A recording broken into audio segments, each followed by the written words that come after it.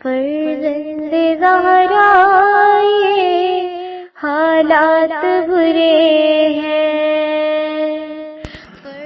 کاشانہ بصیرت ایک ایسا مکمل یوٹیوب چینل جس پر محروم بصارت کے لیے بالخصوص اور تمام افراد کے لیے بالعموم سینکڑوں کی تعداد میں اسلامی کتب دستیاب ہیں۔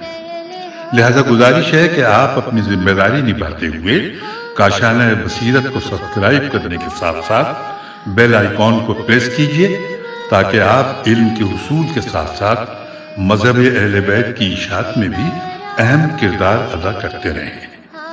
کاشانہ بصیرت۔ فرزند زہرا یہ حالات برے ہیں۔ السلام علیکم ورحمۃ اللہ وبرکاتہ۔ سامعین، آپ سماعت فرما رہے ہیں حسین بخش جاڑا صاحب کی کتاب اصحاب یمین۔ آج ہم آپ کے سامنے اس کی 19ویں ریکارڈنگ پیش کر رہے ہیں، صفحہ نمبر 301 یعنی 301، اور باب چوتھا ہے، اور جس میں کہ حالات مختار پہلے ہم نے بیان کیے، پھر بعد میں ان ملعونوں کا نام لیا کہ جو واقعہ کربلا میں شریک تھے۔ عنوان ہے قول مخالف کی تردید۔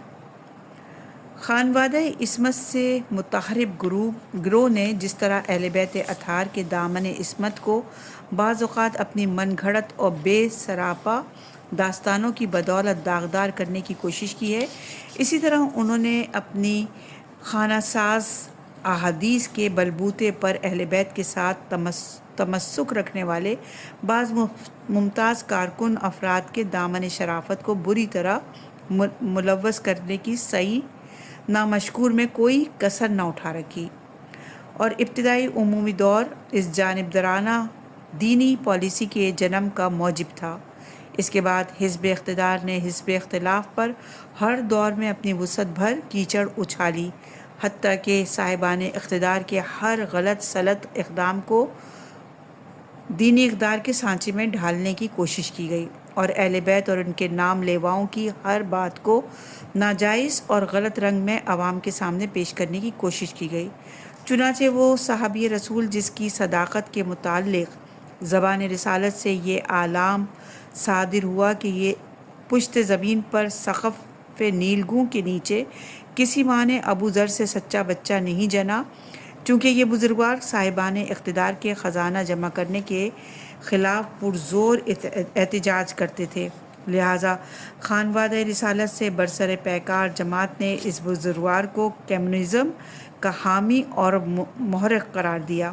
اسی طرح سید الشہداء کے خون کو دبانے کی خاطر اور یزید اور ابن زیاد کو بری الذمہ ثابت کرنے کی غرض سے حضرت علی کے بعض شہزادوں کو حسینی مشن کے مخالف ثابت کرنے کی ناپاک کوشش کی، اور لکھ دیا کہ عمر بن علی امام حسین علیہ السلام کی شہادت کے بعد امام حسین علیہ السلام کو ہی اس معاملے میں قصوروار سمجھتے تھے، حالانکہ ہم نے متعدد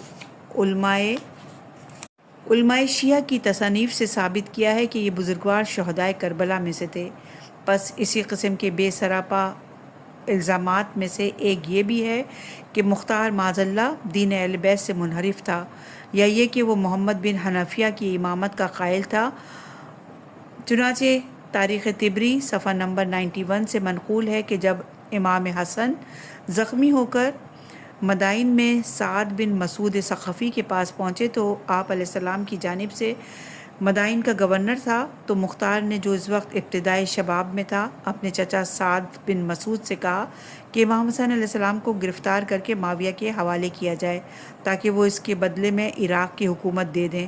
پس اس کو چچا نے لعن طعن کیا اور بعض شیعوں نے اس کے قتل کا ارادہ کیا، لیکن اس کے چچا کی سفارش سے اس کو معاف کر دیا گیا۔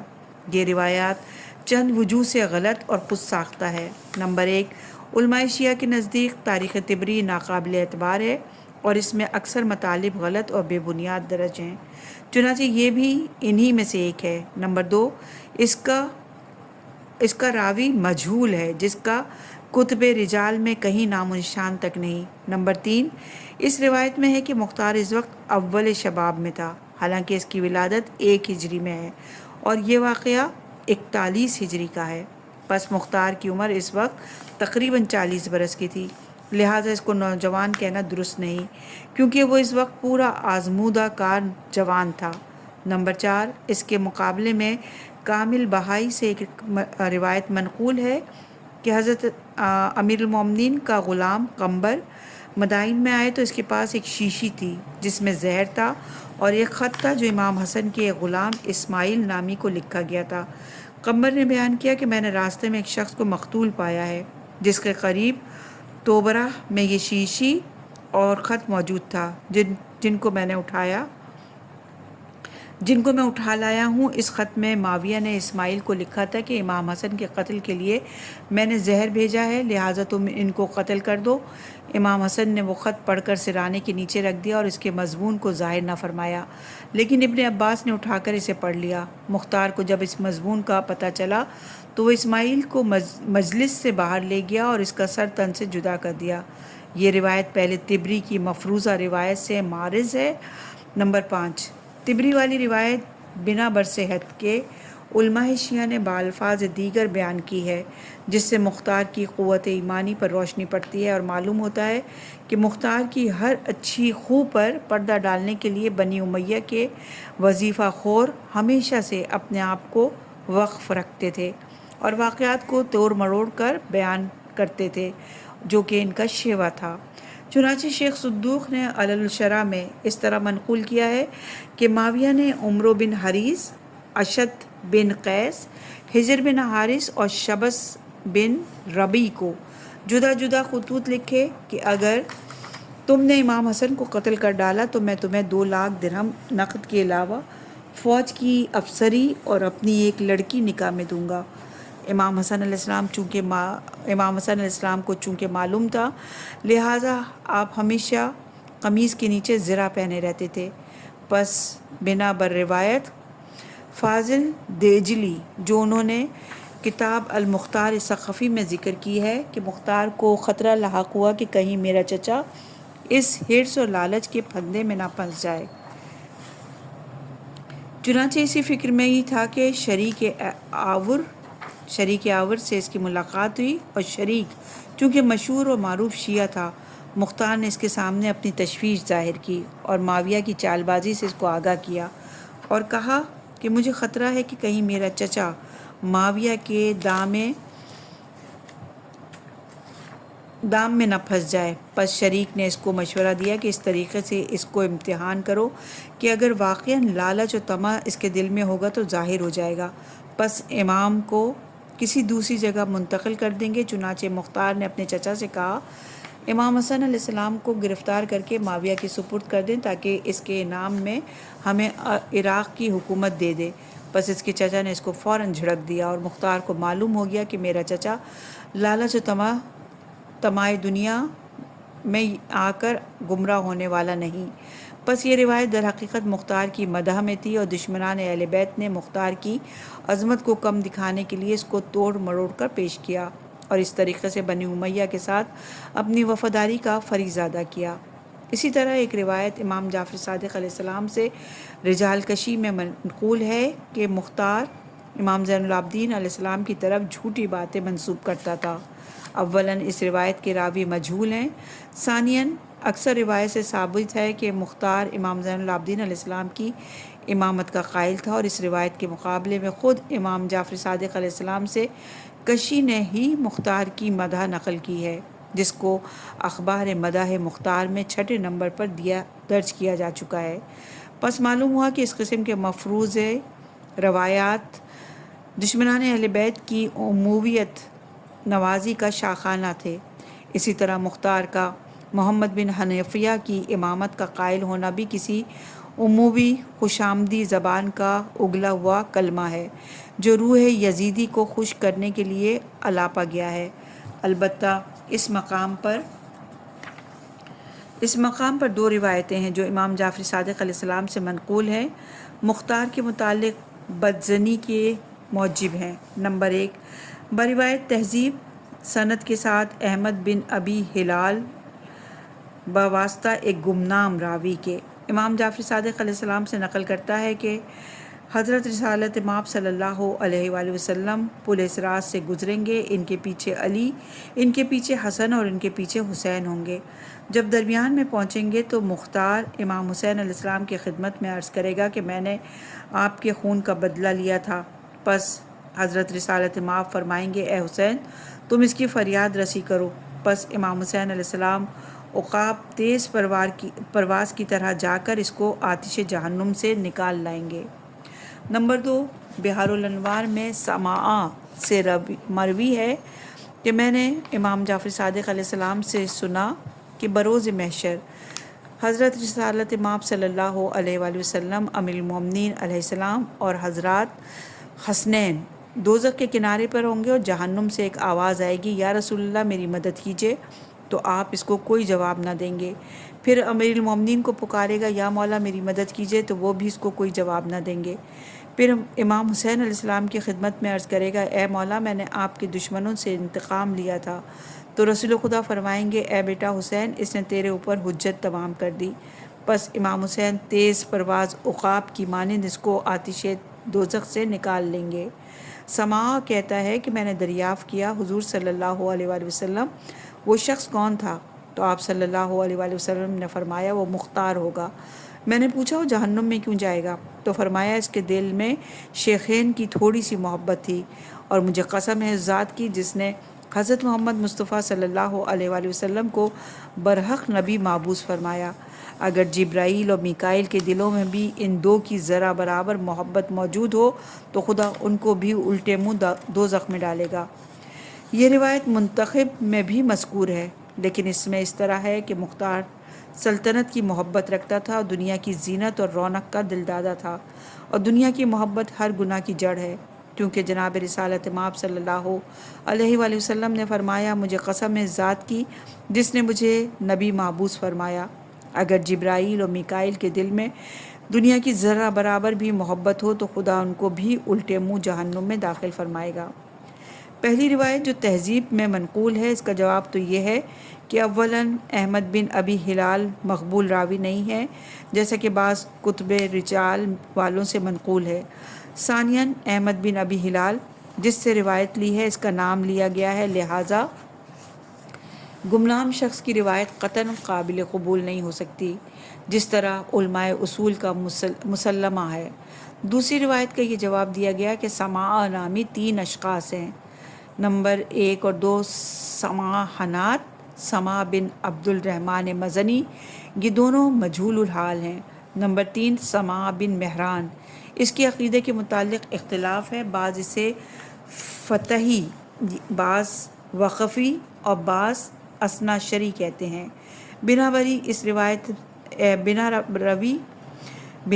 روایت مجہول ہے، لہٰذا قابل قبول نہیں ہو سکتی، اور اگر بالفرض یہ 2 حدیثیں صحیح بھی مانی جائیں تب بھی یہ ثابت ہو جاتا ہے کہ مختار مومن تھا اور صحیح الاعتقاد تھا، کیونکہ اگر اس کا اعتقاد فاسد ہوتا تو یقیناً نجات نہ پا سکتا، پس کسی وقت بھی اس کا آتش جہنم سے نجات پا لینا اس کے مومن ہونے کی دلیل ہے۔ ممکن ہے پہلے کچھ عرصے کے لیے اپنے بعض سابقہ گناہوں کی وجہ سے مستحق جہنم قرار دیا گیا ہو اور پھر امام حسین علیہ السلام کی شفاعت سے نجات حاصل کر لے، جس طرح بعض دوسرے گناہ گار شیعوں کا بھی یہی حال ہوگا۔ بعض دشمنان دین نے یہ بھی مشہور کیا ہوا ہے کہ مختار نے نبوت کا دعویٰ کیا تھا اور وہ کہتا تھا کہ مجھے وحی ہوتی ہے۔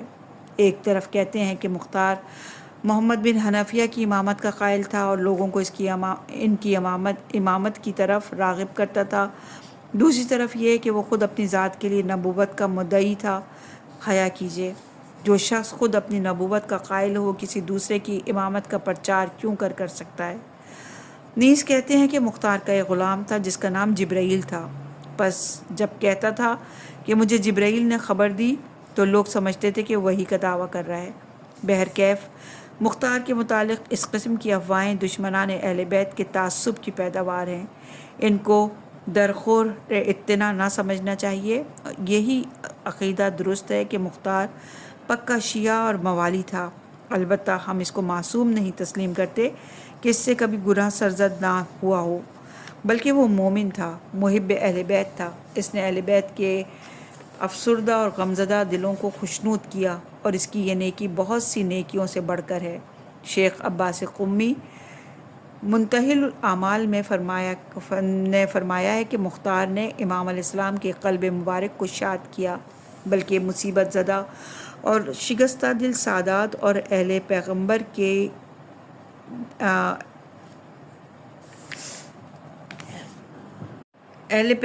کے زخمی دلوں پر مرہم لگائی اور ان کو خوشحال و خوشنود کیا، جو 5 سال کے طویل عرصے سے سوگواری اور آہوزاری میں شب و روز بسر کر رہے تھے، اور صرف بطریق ظاہرداری ان کا شریک غم نہیں ہوا، بلکہ ان کی تسلی خاطر اور سکون نفس کے موجب ہونے کے علاوہ ان کے گھروں کو آباد کیا، اور مالی امداد سے بھی ایک بڑی حد تک ان کی دستگیری کی۔ کتب معتبرہ میں وارد ہے کہ ایک مسلمان کا ہمسایہ ایک کافر تھا، اور وہ ہمیشہ مسلمان کے ساتھ نیکی برتتا تھا۔ جب اس کافر پر موت آئی تو حسب وعدہ پروردگار دوزخ میں بھیجا گیا۔ خداوند کریم نے آگ کے درمیان اس کے ارد گرد ایک پردہ بنا دیا کہ اس پر آگ اثر نہ کر سکے، اور اس کے رزق کا انتظام بھی علیحدہ فرما دیا، اور اس کو کہا گیا کہ اپنے مسلمان ہمسائے سے نیکی کرنے کا یہ تجھے بدلہ دیا جا رہا ہے۔ پس جب ایک کافر مسلمان پر احسان کرے تو اس کے عوض میں آتش جہنم سے اس کو بچا لیا جاتا ہے۔ تو جو شخص آل محمد پر احسان کرے اور ان کی مصیبتوں کا علاج کرے، وہ کس طرح دوزخ میں ڈالا جا سکتا ہے؟ پس ثابت ہوا کہ مختار ناجی ہے، اور اس کا فعل اہل بیت کی بارگاہ میں مقبول ہے۔ بلکہ میں تو سمجھتا ہوں کہ جو کچھ مختار نے کیا، اگر کسی انسان سے اس کے فعل کا عشیر بھی صادر ہو جاتا تو اس کی نجات کے لیے کافی ہے۔ صفحہ نمبر 307 پر ہیں ہم۔ حضرت قمبر غلام امیر المومنین علیہ السلام بنا بر مشہور مختار کی طرح قید میں تھے، اس لیے واقع حالہ کربلا میں شریک نہ ہو سکے۔ ان کے لیے یہ تحریر ہے یہاں پر۔ چوتھے باب کا اختتام ہوا۔ صفحہ نمبر 308 ہے، 5واں باب شروع ہو رہا ہے۔ حضرت محمد بن امیر المومنین بمعروف محمد بن حنفیہ، آپ کا نام محمد اور کنیت ابو القاسم تھی۔ آپ کی والدہ ماجدہ کا نام خولہ تھا، جو ایاس بن جعفر کی دختر تھی۔ فرسان الہجہ میں ہے کہ ایک مرتبہ جناب رسالت مآب صلی اللہ علیہ وآلہ وسلم نے خولہ کی طرف دیکھ کر فرمایا، یا علی، اگر اس بیوی سے خدا تجھے لڑکا دے تو اس کا نام میرے نام سے رکھنا، یعنی میرے نام پر رکھنا، اور اس کی کنیت میری کنیت قرار دینا۔ پس حضرت رسالت مآب صلی اللہ علیہ وآلہ وسلم کا نام کنیت سوائے محمد بن حنفیہ کے کسی کے لیے جائز نہیں، سوائے 12ویں امام کے۔ ایک دفعہ طلحہ نے حضرت علی علیہ السلام کو طعنہ دیا کہ آپ نے جرت کی ہے کہ اپنے لڑکے کا نام اور کنیت رسول خدا صلی اللہ علیہ وآلہ وسلم کے نام اور کنیت کے موافق تجویز کر لی ہے۔ تو حضرت علی علیہ السلام نے فرمایا، جری وہ ہے جو خدا اور رسول پر جرت کرے۔ پھر چند صحابہ کو بلوا کر ان سے دریافت کیا کہ تم لوگ گواہ نہیں ہو کہ حضرت رسول خدا صلی اللہ علیہ وآلہ وسلم نے مجھے اجازت دی تھی کہ اپنے لڑکے کا نام اور کنیت انہی کے نام اور کنیت سے رکھوں۔ پس تمام لوگوں نے گواہی دی کہ واقعی رسالت مآب صلی اللہ علیہ وآلہ وسلم نے حضرت علی کو اجازت دی تھی۔ ابن صفوری کی کتاب صفۃ الصفا سے بروایت محمد بن حنفیہ امیر المومنین علیہ السلام سے منقول ہے کہ میں نے حضرت رسالت مآب صلی اللہ علیہ وآلہ وسلم سے دریافت کیا تھا کہ اگر میرا بیٹا پیدا ہوا تو کیا میرے لیے جائز ہے کہ اس کا نام اور کنیت آپ کے نام اور کنیت کے موافق رکھ لوں؟ تو آپ نے فرمایا ہاں۔ بنابر مشہور آپ کی ولادت 15 ہجری کو ہوئی اور وفات 81 ہجری عبد الملک بن مروان کے زمانے حکومت میں ہوئی، اور جنت البقیع میں مدفون ہوئے۔ پس بنابر مشہور آپ کی عمر اس وقت 66 برس تھی۔ صفحہ نمبر 309 ہے، عنوان ہے محمد بن حنفیہ کی شجاعت۔ کتب سیر و تاریخ سے پتہ چلتا ہے کہ اپنے پدر بزرگوار کے بعد شجاعت میں محمد بن حنفیہ اپنی نظیر آپ ہی تھے۔ فن سپاہ گری اور حرب اور ضرب میں اپنے باپ حضرت امیر کے شاگرد تھے۔ کتاب ناحیہ ابن اسیر سے منقول ہے کہ محمد بن حنفیہ سادات قریش اور شجاعانہ میں نامور تھے۔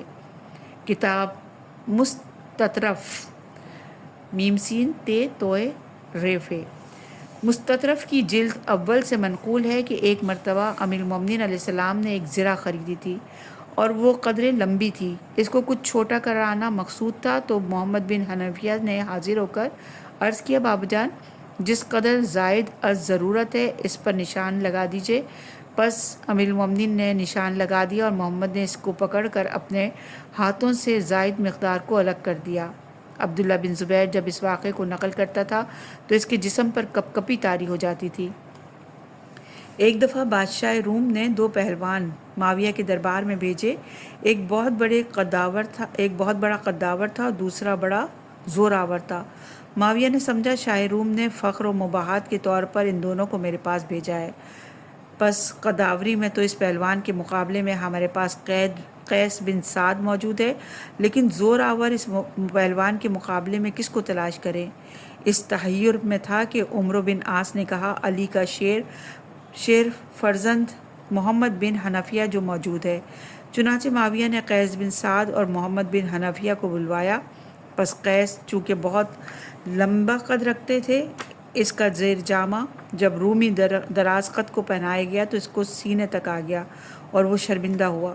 جب دوسرا پہلوان محمد بن حنفیہ کے مقابلے میں آیا تو محمد نے اس سے فرمایا 2 باتوں میں سے ایک کو اختیار کر لے، یا تو بیٹھ جا اور میں تجھے اٹھاتا ہوں، یا میں بیٹھتا ہوں اور تو مجھے اٹھا لے۔ پس رومی بیٹھ گیا اور محمد نے پہلی جنبش سے اس کو بلند کر لیا۔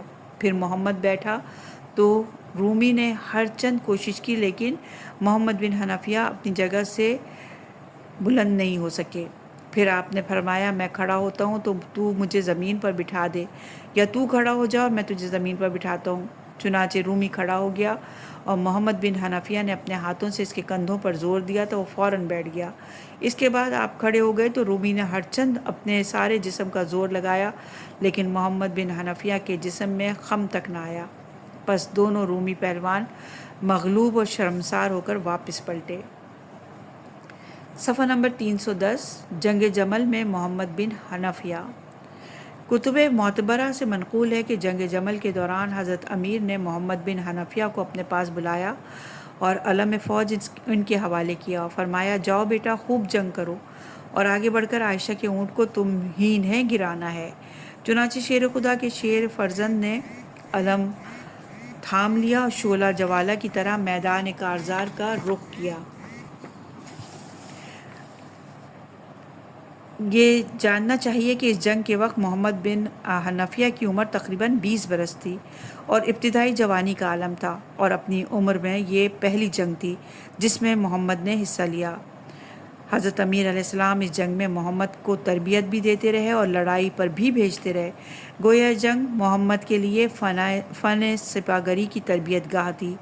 جب محمد میدان میں پہنچا تو قبیلہ ازد کا ایک جوان مرد عرصہ کارزار میں نکلا اور اس نے بنی ازد کو آواز دی اے قبیلہ ازد کے جوانوں آگے بڑھو، تو محمد نے اس کو اس سے مزید کلام کرنے کی مہلت نہ دی، ایک ہی ضربت سے اس کا کام تمام کر دیا۔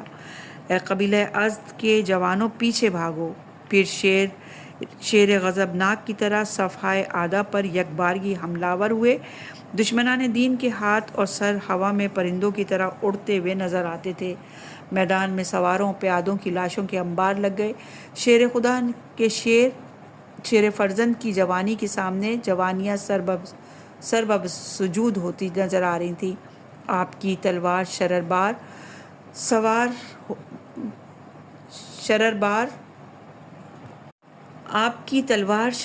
سوار اور ہوار دونوں کے پار ہو کر خون اعداء میں بار بار سیراب و سرشار ہوتی جا رہی تھی۔ جس طرف کا رخ کرتے تھے لوگ بھیڑوں کی طرح میدان چھوڑ کر بھاگ کھڑے ہوتے تھے۔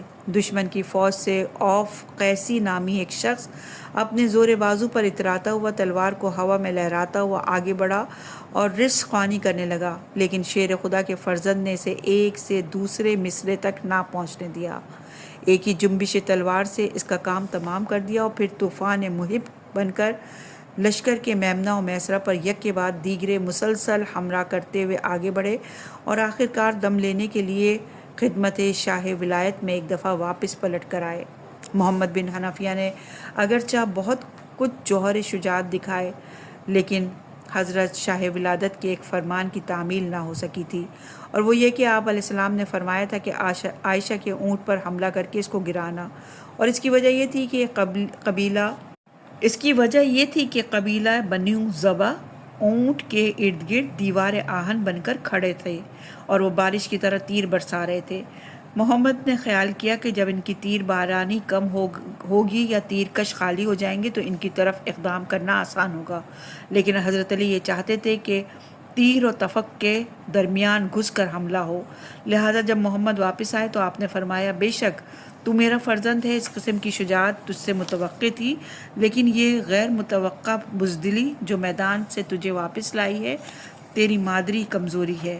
اپنے بابا سے اشارہ پا کر امام حسن علیہ السلام نے محمد بن حنفیہ کے ہاتھ سے نیزہ لے لیا اور بروایت ابن شہر آشوب لشکر عائشہ پر حملہ ور ہو گئے اور برستے ہوئے تیروں میں گھس کر ایسی جنگ کی کہ فوج آدھا کے قدم اکڑ گئے اور میدان خالی ہو گیا۔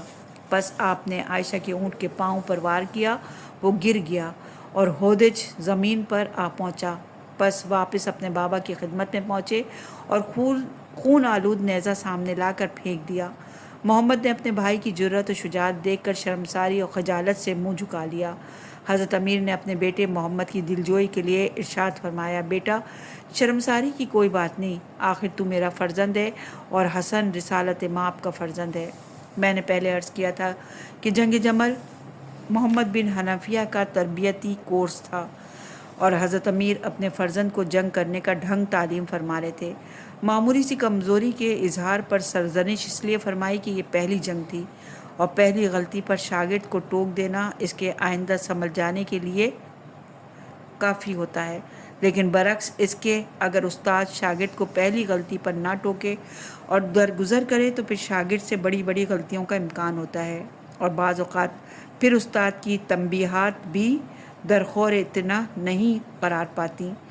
امام حسن علیہ السلام کے مقابلے میں محمد کی دلجوئی کرنا ضروری تھا تاکہ دل پر بوجھ محسوس نہ کریں، چونکہ دل میں احساس کمتری کا پیدا ہو جانا مرد میدان کے لیے ناکامی کا پیش خیمہ ہوا کرتا ہے۔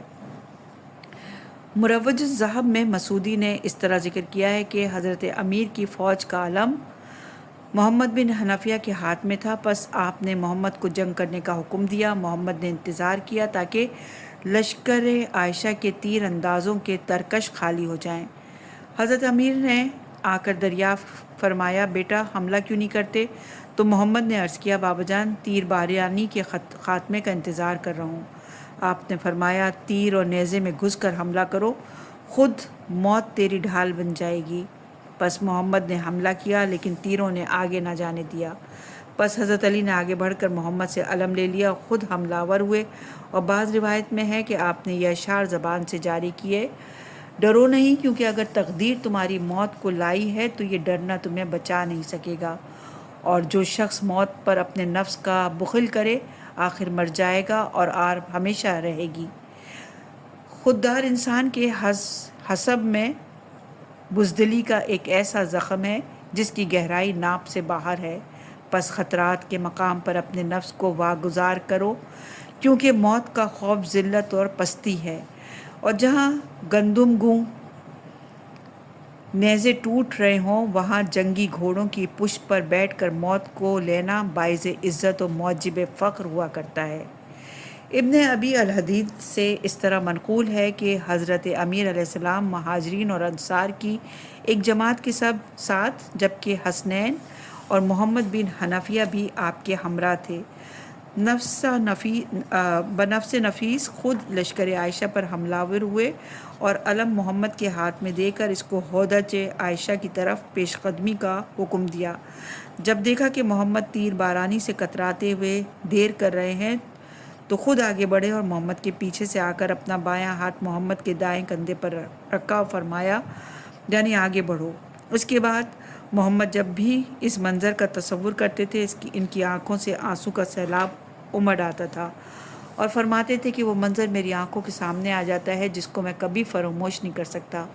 پس حضرت علی کو محمد کی حالت پر رقت ہوئی، لیکن چونکہ بیٹے کی تربیت مقصود تھی، پس علم خود اپنے ہاتھ میں تھام لیا اور خود پیش قدمی کے لیے آگے بڑھے اور ایک ہی لمحے میں عائشہ کی فوج کو کاغذوں کے دفتر کی طرح لپیٹ کر رکھ دیا، اور اسی دوران کئی مرتبہ تلوار ٹیڑھی ہوئی تو اپنے زانوئے مبارک سے پر رکھ کر اس کو سیدھا کر کے پھر استعمال فرماتے رہے۔ کئی مرتبہ حضرت عمار اور مالک اشتر نے ہاتھ جوڑ جوڑ کر عرض کیا، حضور ہمیں موقع دیجیے، لیکن آپ نے پرواہ نہ کی۔ علی پورے میدان میں اس طرح چھا گئے کہ ان کے نعرے کے مقابلے میں پوری فوجوں کے شور و غول کی آواز گم ہوتی جاتی تھی اور سارا میدان شیر خاموشہ بنا ہوا تھا۔ آپ کی تلوار شرربار ہر چار سو شعلہ جوالہ بن کر دشمنوں کے سروں پر قہر و غضب پر پروردگار کی بجلیاں گرا رہی تھی۔ نعرہ تکبیر کی دھمک کے ساتھ ساتھ ذوالفقار کی چمک و دمک، صاعقہ و برق کی کڑک اور لسک کا سما پیدا کر رہی تھی۔ زمین کانپ رہی تھی، آسمان لرز رہا تھا، دشمنوں کے دل دہل رہے تھے اور پتے پانی ہو رہے تھے۔ نہ قدم جمانا مفید، نہ قدم اٹھانا سود مند، بس موت کا بازار گرم تھا۔ خازنان جہنم اپنا مال اکٹھا وصول کر رہے تھے۔ حضرت امیر علیہ السلام کے ہاتھ کا اشارہ تقدیر کی تحریر تھی۔ ملک الموت کارندوں اور اپنی فعال جماعت کے ہمراہ بلٹی بھیجنے میں مصروف تھے۔ دروغہ جہنم انہیں وصول کر کے حاویہ کے وسیع اور عریض پنڈال میں جمع کرتا جا رہا تھا۔ ادھر محمد بن حنفیہ اپنے بابا کی جنگ کا تماشا دیکھ کر سبق حاصل کر رہے تھے۔ پس حضرت امیر تلوار کو نیام میں داخل کر کے ایک مرتبہ واپس پلٹے اور محمد سے فرمایا، اس طرح جنگ کرو جس طرح تیرے باپ نے جنگ کی، تب شاباش کے قابل ہو گئے۔ وہ لڑائی ہی کیا جس کی آگ کو بھڑکایا نہ جائے۔ تلوار آبدار اور مضبوط نیزے کے ساتھ پھر آپ نے اب اس طرح پرجوش حملہ کرو کہ پہلی کمزوری پر پردہ پڑ جائے۔ مسعودی نے مروج الذہب میں ذکر کیا کہ خزیمہ ذو شہادتین نے حضرت امیر علیہ السلام نے محمد بن حنفیہ کو علم فوج سپرد کرنے کی درخواست کی، چنانچہ اب دوبارہ آپ نے علم فوج محمد کو عطا فرمایا۔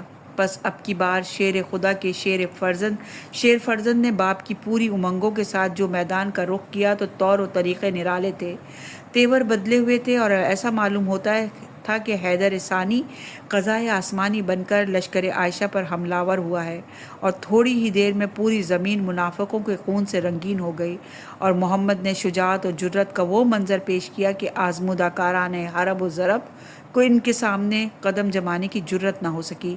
ایک طرف علی کے خون کا اثر، دوسری طرف علی کی تربیت کا ثمرہ کیوں نہ ظاہر ہوتا۔ علی جیسے باپ کا محمد جیسا پسر ہو، اور علی جیسے استاد کا محمد جیسا شاگرد ہو، تو کیوں نہ اس کا ہر اقدام فتح مندی اور نصرت کا زینہ ہو۔ پس بیٹے نے باپ کو میدان سر کر کے دکھایا اور آخرکار لائق باپ کا لائق بیٹا اور شجاعت لے کر آ رہا تھا، بلکہ صحابہ رسول مہاجرین اور انصار پر اپنی شجاعت اور جوانمردی کا لوہا منوا کر آ رہا تھا۔ جبھی تو اختتام جنگ پر خزیمہ بن ثابت ذو شہادتین صحابی رسول نے خدمت شاہ ولایت میں عرض کیا کہ مولا، اگر آج محمد بن حنفیہ کے علاوہ کوئی دوسرا سالار فوج ہوتا تو ہمیں شکست کا منہ دیکھنا پڑتا۔ اور ایک گروہ انصار نے عرض کیا کہ مولا، ہم تسلیم کرتے ہیں کہ حسنین جناب رسالت مآب کے فرزند ہیں اور امام ہیں، ورنہ ہمارے نزدیک پورے عرب میں محمد بن حنفیہ کا کوئی فرد بشر ہمسر نہیں ہے۔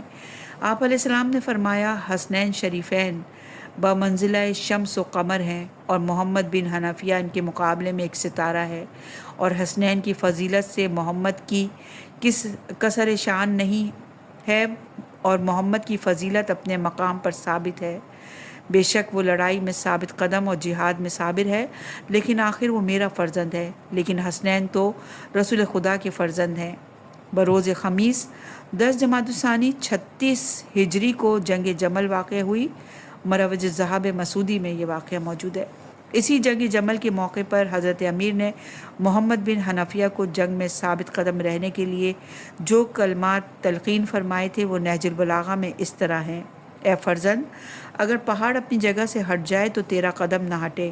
دشمن خدا پر غضبناک رہو، اپنا سر اللہ کے حوالے کر دو اور زمین میں اپنا قدم گاڑ دو، اور اپنی نظر دشمنوں کی آخری صف تک رکھو، اور طبیعت کو جمع رکھو اور یقین کرو کہ نصرت اللہ کی جانب سے ہے۔